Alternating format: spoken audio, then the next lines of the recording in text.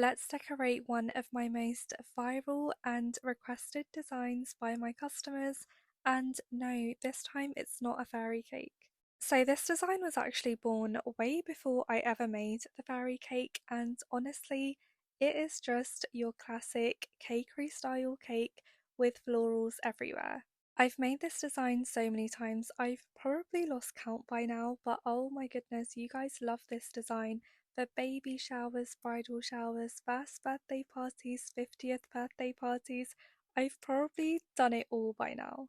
So, of course, like all my pink cakes, I started off with a pastel shade for the base, and then I went in with the Wilton 6B tip, I believe, for the big borders, and then the mini borders were from the Wilton 4B tip. You guys always ask what tips I use, and honestly, guys, there's nothing better you can do for yourself than buying a bunch of random tips because most of the time, half my tips don't even have numbers. And sometimes I really like to experiment with my tips, so I do really find really great finds in the big bulk packs you can get from eBay or Amazon. And then I'm going in with a smaller star tip to create these little shell borders around the cake. I did also use a petal tip to create the ruffle you see right at the bottom of the cake on top of the first border, just in case you guys were wondering.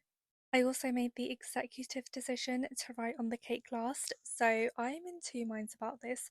Sometimes when I write on the cake first, it's not always centered, but then if I write on the cake last and if I mess it up, oh my goodness, I'm gonna have such a mission on my hands. But luckily, this time round, I was able to do everything first time and I didn't have to scrape the lettering off. And honestly, if I did have to, I probably would have cried. And now here I am going in with the leaves. I have seen so many of you guys comment on why I do the leaves first. So I guess this is honestly just personal preference, but for me, I think that the rose should be sitting on top of the leaf, hence why I do it first. And also, it just looks so much better. Like sometimes I've tried to do it the other way round, and honestly, it doesn't look that aesthetically pleasing in my eyes at least. So I just stick to what I know best. And then I'm going in with my mini pals, of course. Oh my goodness, I go through so many bottles of my mini pals. But here is the final result. I think the bows just elevated the cake so much.